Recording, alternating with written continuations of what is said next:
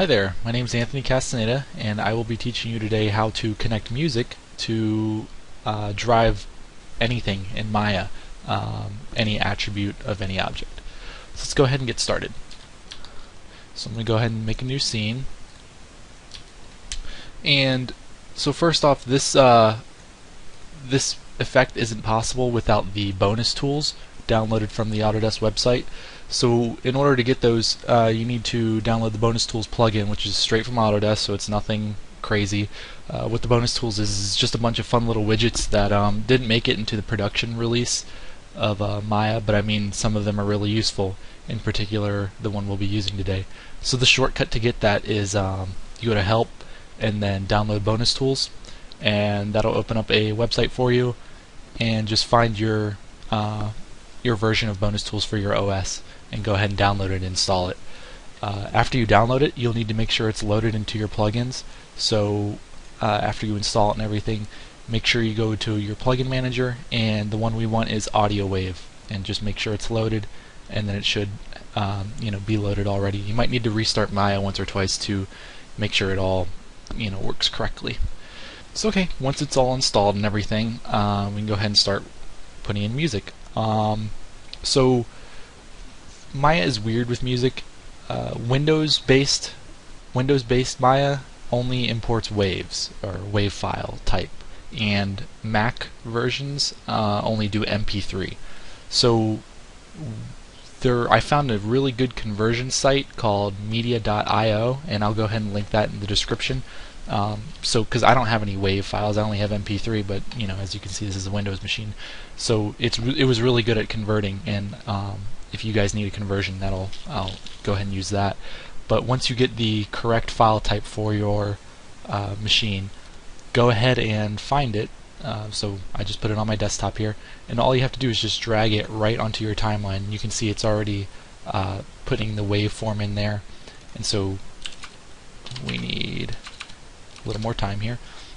So yeah, you'll see right here there's the waveform at the bottom, and it's pretty much exactly what it is. And then if you go ahead and play it, and you need to make sure it's at real time, not free or not every frame, but it needs to be at real time, you can go ahead and just start playing, and the music will start playing along with the timeline. Cool. So yeah, and you can notice as soon as it hits the bass line here, it gets a little bigger. So it's very good like that. In this particular dragon, that doesn't require the bonus tools, but the node that reads this is required. So if you don't have the bonus tools, you can still play, but you can't really do anything else with it. But anyway, once you drag that in, you're all good. So after that, we need to go create in bonus tools. Go to bonus tools, create utility nodes, create audio wave node. And you see it says audio wave 1 created. So this is your audio wave node. We're going to go ahead and graph that in here. Okay, so for audio, you need to plug in your audio, and it needs to be the path of what it is in your system. So for here, the easy way to find out your path is if you just right click, or you go to properties. It shows a location here, so you can just copy, paste, and then you need to finish it off by saying the name of the file, and then make sure you put the file type there. And if you hit enter, it should be black. That means it read it. If it passes you an error, that means you either typed it in wrong or it's the wrong type of file. So just make sure for your respective OS that you have the right kind of file type. Okay, so the other thing you need to do is connect the input to time, and in order to do that, you need to there's a couple different ways to do it, but my personal favorite way is I just select time 1 here, and then shift select this audio wave node, and then graph both of them, and bam, your time node comes up. So what I'm going to do is I'm just going to middle mouse time to make a connection here. So I click other, I want out time to go to input, and then there you can see in the audio wave node up here that it's being driven by time.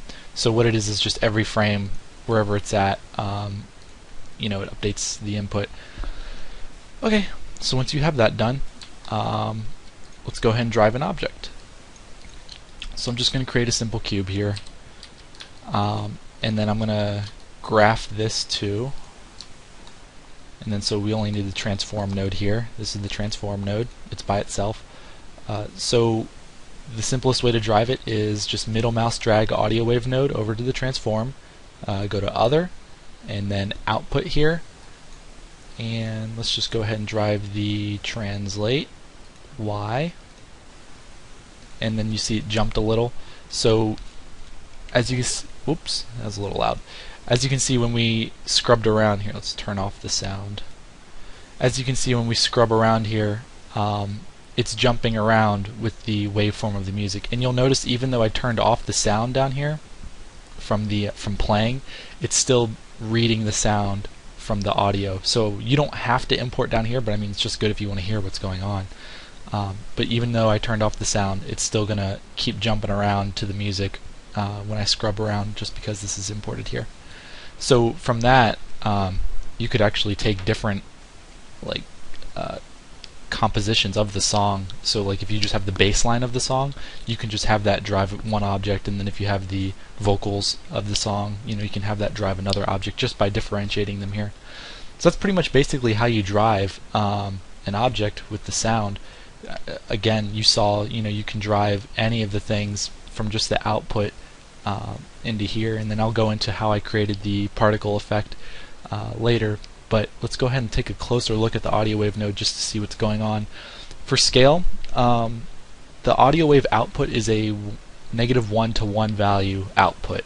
So for each, the larger the wave, the closer it gets to 1, and you can just scale that by typing in whatever value here. Oops, that was a little too much. And you'll be able to see it jumps around further. Now the sample size, let's go ahead and bring that back down to 1. The sample size, the higher it goes, the bigger the change of sound it's going to take. So if you have it up really high, like 500 or something, it's only going to bounce around when you hit like bass lines. So that's the bass kind of going around right there, just because it's making that big like thump. But the lower it is, it's going to pick up more vocals and everything like that and jitter around. So for the video I showed, the ones in the center were at a very low sample size. That's why they were jumping around. And the ones on the end were at like 500, so that they would only hit the bass. So let's go ahead and take a look at the one that I showed in the YouTube video earlier.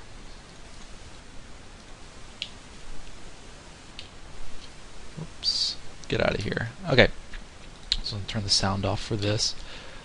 So for this one, you see I have emitters just connected from these boxes, and they're just omni emitters.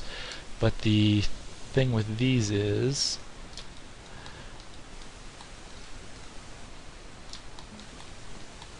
let's look at this real quick.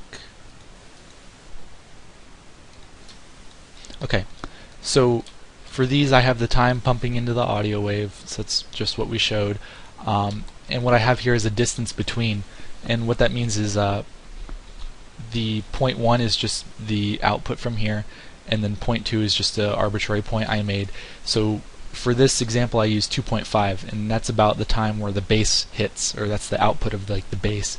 And then so I said when that distance is greater than that second term, which is the bass hit, start, if it's true, then output the value 150. If it's false, output 0. And I put that connected to this emitter rate per second. So if it's below the threshold of the bass, it's going to be pumped to 0. But if it's above the threshold of the bass, it's going to be pumped to 150. So that's how that those particles start popping up at each bass when that moves.